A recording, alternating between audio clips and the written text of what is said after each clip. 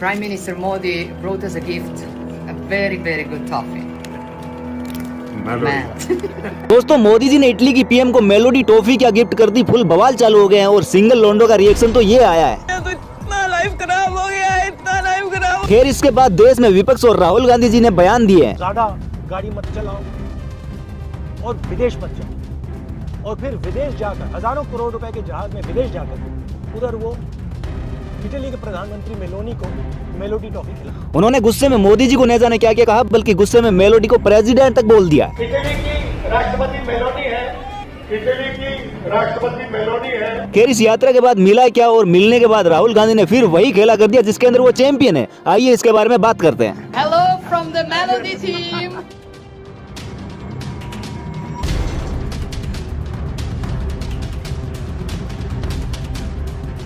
The two leaders share a very warm chemistry and are together on social media called Melody.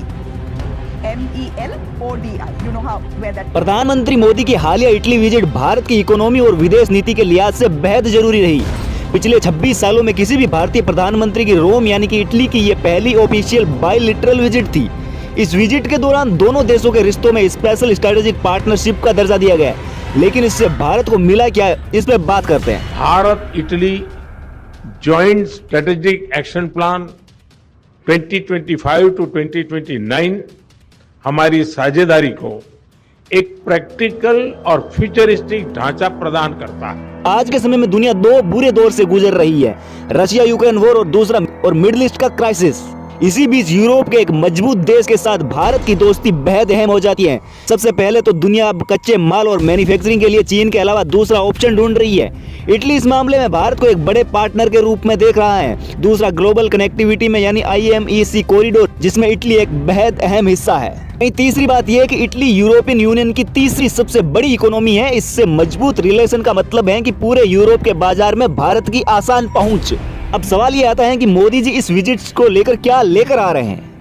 Fashion से लेकर fintech तक, leather से लेकर logistic तक, mobility से लेकर मैन्युफैक्चरिंग तक, हर क्षेत्र में हम अपनी ताकतों को जोड़कर पूरी मानवता की भलाई के लिए काम। इस विजिट के दौरान 15 बड़े समझौते हुए हैं। सबसे पहले, भारत अब केवल हथियार खरीदने वाला देश नहीं रहना चाहता, बल्कि देश के अंदर ही बनाना चाहते हैं, जिसमें इटली एक टेक्निकल हेल्प पार्टनर बनकर सहायता करेगा।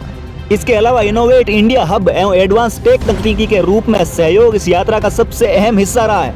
आसान भाषा में कहे तो दोनों देशों के वैज्ञानिक एक ही पुल पर लाकर खड़े किए जाएंगे, जिसमें वह स्ट्रेटेजिकली मिलकर काम करेंगे। दोनों देशों के स्टार्टअप, रिसर्च सेंटर्स और उद्योगों को आपस में जोड़ने के लिए हम इंडिया इटली इनोवेशन सेंटर पर काम कर रहे हैं। इन सब के अलावा एक चीज बेहद जरूरी है, वो है क्रिटिकल मिनरल्स का मिलना। याद कीजिए, चीन अपनी इसी ताकत को लेकर दुनिया को झुकाता रहा है।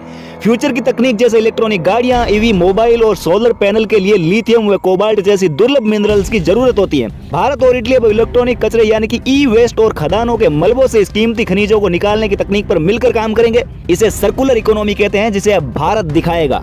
हम मिलकर शिपिंग, पोर्ट्स मॉडर्नाइजेशन, लॉजिस्टिक्स और ब्लू इकोनॉमी पर काम करेंगे। अब ये भी जानते हैं कि इटली को इस यात्रा से क्या मिला। नहीं, मेलोडी टॉफी के अलावा क्या मिला। इटली में बुजुर्ग आबादी काफी तेजी से बढ़ रही है और वहाँ के स्वास्थ्य कर्मियों में भारी कमी हो रही है, जिससे भारत में ट्रेंड नर्स को इटली में रिस्पेक्टिव जॉब्स के रास्ते खुलेंगे। Italian prime minister Giorgia Meloni ने खुद इसे बेहद दिलचस्प परिभाषा दी है। उन्होंने कहा कि हम दो फाइनेंशियल्स जैसे कि भारत हिंद महासागर में फैला है, विशाल क्षेत्र है। वहीं इटली मेडिटेरियन के सेंटर में लोकेटेड यूरोप का एंट्री गेट भी है।